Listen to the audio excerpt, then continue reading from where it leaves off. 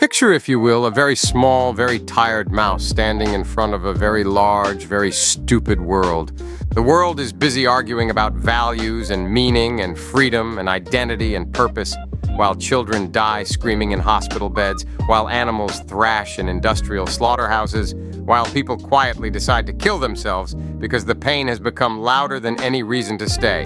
And somehow, in the midst of this grotesque carnival, you have philosophers and influencers and spiritual charlatans telling you that suffering is just one consideration among many, one parameter in the moral spreadsheet, a regrettable but acceptable cost for growth, legacy, or the beauty of existence. This is not ethics. It is delusion dressed as sophistication. Ethics, if it means anything at all, is about one thing: what actually happens to sentient minds. Not what you can write in a book. Not what story you can tell about it afterward. Not how poetic the catastrophe looks when you pan the camera back and add sad music. Ethics is about the quality of experience inside the creatures who are forced to live through the consequences of your choices. There is an ugly but simple fact at the root of all of this. Suffering is not an optional aesthetic. It is the built-in know of consciousness. It is the structure of the experience itself that screams, "This is bad and should stop." You can pretend you don't hear it. You can distract yourself with metaphysics and slogans and patriotic jingles. The scream is still there. Consider what suffering is from the inside. Not the word, not the abstract category, but the thing itself. The white-hot panic when you cannot breathe. The sick, hollow devastation of losing someone you love. The corrosive self-hatred that whispers relentlessly that you are worthless and should disappear. The animal terror of being trapped, beaten, tortured. There is no neutral, detached interpretation of that. The experience is intrinsically negative. It is the mind turning against its own state, trying to claw its way out of itself. You do not need a philosophy seminar to understand why this is bad. The experience just is badness made conscious. Any ethical system that does not place that at the absolute center is not alternative. It is broken. People like to pretend that ethics is about a grand constellation of values that must be balanced. Freedom, flourishing, authenticity, virtue, loyalty, purpose. It sounds intelligent. It sounds mature and pluralistic. But watch what happens the moment those values collide with real, preventable suffering. Take the simplest test imaginable. You are offered two worlds. World A, no one exists, no happiness, no joy, no beauty, no art. Also no agony, no despair, no terror, no grief. Absolute silence. World B, billions of people, many joys, many triumphs, sunsets, symphonies, friendships, laughter, and in a locked room, a single child being tortured in ways that would turn your stomach to ash. No rescue, no relief. The scream is permanent. If your moral intuition tells you that World B is better because the net happiness is higher, then your intuition is not ethical. It is arithmetically deranged. You are adding sunshine and violin music on one side of the scale and trying to counterweight a child whose experience is so bad that non-existence would be a mercy. You are using someone else's torment as fertilizer for your aesthetic preferences. The correct reaction is the child situation morally detonates the entire arrangement. What this reveals, whether you like it or not, is that suffering has lexical priority. It is not one good among many. It is the thing we must not create or tolerate where we can prevent it. Joy is wonderful, but you do not get to purchase it with someone else's torture. You do not get to use the worst possible conscious experiences as currency for your significance, your culture, your story. Now let us talk about consent. People love consent. They put it on banners. They use it as a shield. As long as everyone consents, it is fine. Ethics is about respecting autonomy, choice, and consent. It sounds very enlightened. It is also incomplete to the point of irresponsibility if you do not understand what consent is for. Consent is not some sacred metaphysical object. It is a practical tool for minimizing harm. It is how we approximate respect for a person's own internal landscape. When consent is informed and voluntary, it tends to track what is better or less harmful for that particular mind by that mind's own lights. That is why we care about it. We do not care about consent in a vacuum. If nobody could suffer, nobody would give the slightest damn whether someone had consented to an interaction. A rock does not need consent. A machine with no subjective experience does not need consent. Consent only matters because experience can go badly, and the person who has to live with the consequences is the one most qualified to judge what risks are acceptable. Once you see that, you can see the hierarchy. Suffering is the foundation. Consent is a tool built on top of it. We do not avoid non-consensual medical experimentation just because rules. We avoid it because the historical pattern is human beings being mutilated, traumatized, and destroyed for the sake of someone else's curiosity or agenda. We do not insist on sexual consent because we enjoy paperwork. We insist on it because being used as an object against your will is a psychological and emotional harm that can scar someone for life. Strip away suffering and consent collapses into meaningless formality. Now notice where consent simply cannot carry the weight people try to put on it. Start with the obvious, future people. You cannot ask someone if they consent to being brought into existence. There is no subject there yet to ask. You are deciding for them that they will be exposed to injury, disease, humiliation, loneliness, grief, torture, despair, and death because you, in your current mood, would like to have a baby, or a family, or a lineage, or someone to love, or a retirement plan. When confronted with this, people often retreat into semantic fog. Well, they'll probably be glad they were born. Life is a gift. Most people don't regret existing. None of this answers the fundamental problem. You are imposing a non-trivial chance of catastrophic suffering on a non-existent person who never had the opportunity to refuse. You are gambling with someone else's nervous system for your own preferences.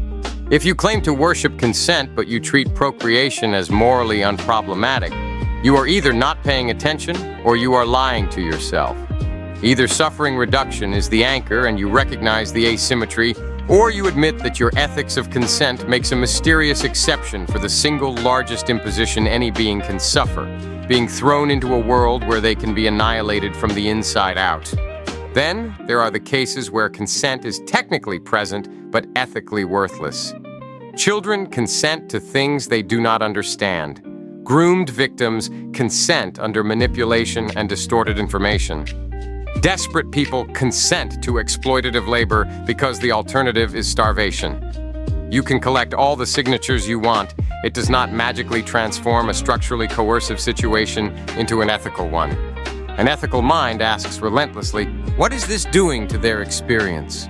What are the short-term and long-term suffering trajectories? Is this choice emerging from genuine agency or from a trap? A shallow mind looks at the paperwork, sees a yes box ticked, and declares the matter morally resolved. Now let us examine the idols that displace suffering from the center. First, the cult of meaning and growth. The story goes like this. Suffering is good, actually, because it makes you deeper, stronger, more resilient. It builds character. It gives life contrast. Without darkness, there would be no appreciation of light. Without struggle, there would be no triumph. It sounds poetic. It is also ethically perverse. If suffering builds character, whose character are you planning to build with it?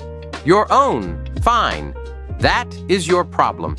You want to use your personal pain to muscle train your psyche. Knock yourself out. The issue arises the moment you try to generalize this into a justification for other people's misery. When you start romanticizing trauma as some kind of forge for the human spirit, you are very close to saying that abuse victims should be grateful for their enlightenment. Suffering is not some noble seasoning that makes existence profound. It is an emergency in the nervous system. People drag meaning out of it because they have to, in order to survive it. That does not retroactively justify the state itself. A prisoner who writes a beautiful book in a concentration camp does not vindicate the camp. Then we have tradition, legacy, and identity. The idea that we must continue the bloodline, protect the culture, maintain the nation, pass on the heritage. The way this is framed, it sounds almost sacred. Without children, our people will disappear. We owe it to our ancestors. The chain must not break. Examine what is actually being proposed. You are willing to throw new minds into the grinder of disease, grief, violence, exploitation, and death so that a particular pattern of language, customs, and flags can continue fluttering for a few more generations. Your heritage is apparently worth more than the brains you are gambling. You are treating suffering beings as fuel for a story whose primary value is that it is familiar to you. This is not noble. It is sentimental nationalism weaponized against the unborn.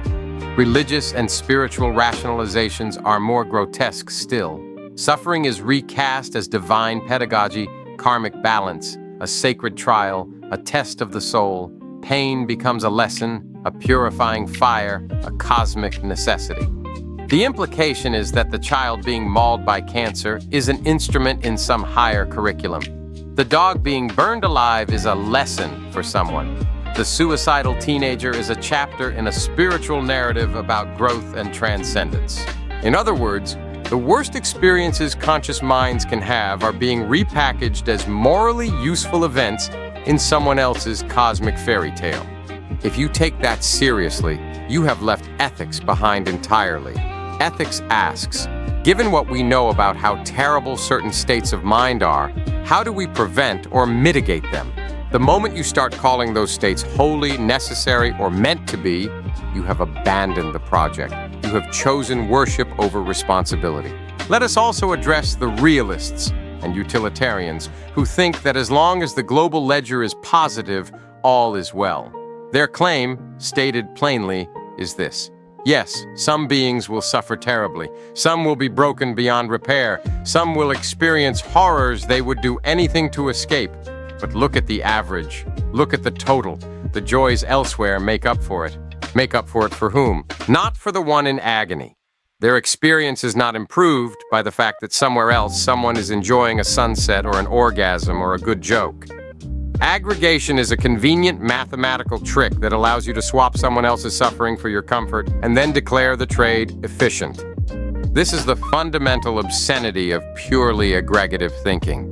It replaces the question, what is it like to be that mind, with what number can I assign to them so I can add and subtract them against others? Ethics dies the moment you treat persons as arithmetic units rather than centers of experience whose worst states are not morally commensurate with anyone's optional pleasure. Notice how all of these patterns share one move. They retain moral language but hollow out its center.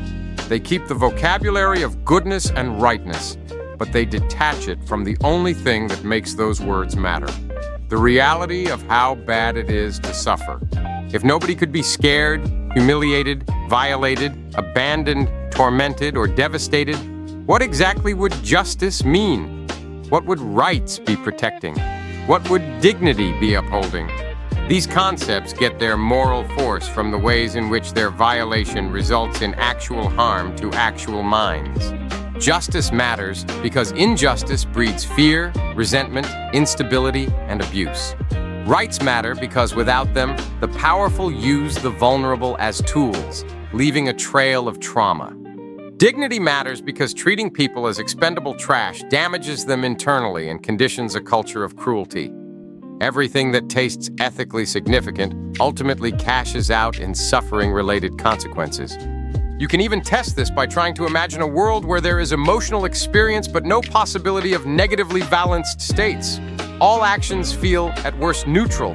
There is no pain, no fear, no despair, no frustration, no anguish. In that world, what could wrongdoing even be? What could make an action bad rather than just different? Without the possibility of harm to experience, morality evaporates. Now consider the reverse. A world with only suffering and no positive states at all. Torture, horror, panic, misery, unending. You do not need any other metric to see that such a world is morally catastrophic. Add all the meaning you want on top. It will not change what it is like to be there. So we return again and again to the same conclusion. Suffering is the foundation. If ethics has a first principle, it is this: where sentient beings exist, their suffering is the primary object of moral concern, not their narrative usefulness, not their compliance with tradition, not their contribution to the economy, their capacity to be crushed from the inside. When someone claims to be doing ethics but cheerfully accepts avoidable suffering so that some higher value can be served, they are not moral thinkers. They are ideologues using other people's nervous systems as raw material. Consider procreation again, because it neatly exposes the hypocrisy. To create a new sentient being is to expose that being to a non-zero probability of catastrophic suffering. Cancer, rape, war, psychosis, torture, bereavement so intense it warps personality, chronic pain that makes waking up a punishment. That probability is not imaginary. It is embedded in the human condition. What is the justification usually offered? We wanted a child. We wanted a family. We love kids. We believe life is beautiful. We want someone to carry on our values. It is always we want, we feel, we believe. The one whose skin will be on the line is not consulted because they do not exist yet. If you center suffering, the verdict is straightforward. You are imposing risk without consent for your own emotional, cultural, or biological gratification. You are not rescuing anyone from non-existence. You are dragging someone into the casino. Reframed in the language of ethical triage, the question is simple. Is it necessary to create new vulnerable minds in order to alleviate the suffering of existing ones? The answer is obviously no. New beings come with their own lifetime of exposure to harm. From the perspective of suffering reduction, voluntary non-procreation is clean. You are not postponing bliss. You are skipping someone's lottery ticket of potential torment. If this makes you uncomfortable, good. It should. Ethics is not here to soothe you. It is here to tell you the truth about what you are doing. Now, predictably, someone will object. This is just your preference. You personally dislike suffering. Other people might prioritize different things. You can't impose your values on everyone. This is where the conversation usually falls straight into nonsense. Preferences are trivial when they concern ice cream flavors.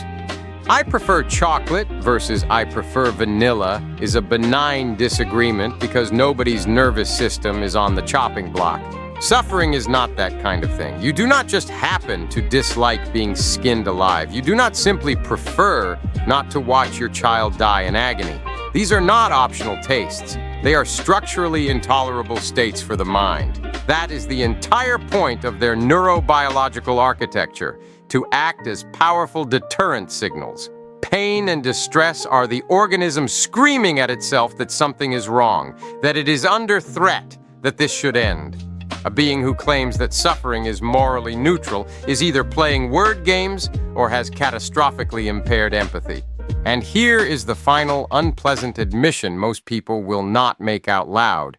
If your system allows you to say a certain amount of preventable suffering is acceptable for the sake of X, then you have already revealed what you worship. X is your real value. Suffering reduction is, at best, a PR slogan you apply when it does not conflict with your favorite abstraction. You see this in war rhetoric. Yes, civilians will die. Yes, there will be atrocities. But we must defend the homeland, protect our way of life, preserve our sovereignty. Translation: the terror, grief, and horror experienced by those who end up on the wrong side of this equation are acceptable fuel for my national identity. You see it in economic arguments. Some people will fall through the cracks, yes. Poverty, homelessness, despair. But that is the price of growth, innovation, and competitiveness. Translation: their lives are an acceptable sacrifice to the metrics on my spreadsheet. You see it in religious narratives that normalize suffering as part of the plan.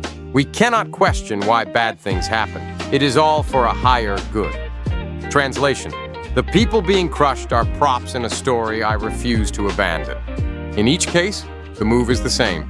There is a value I like, and I am willing to tolerate other people's pain so that value can be realized.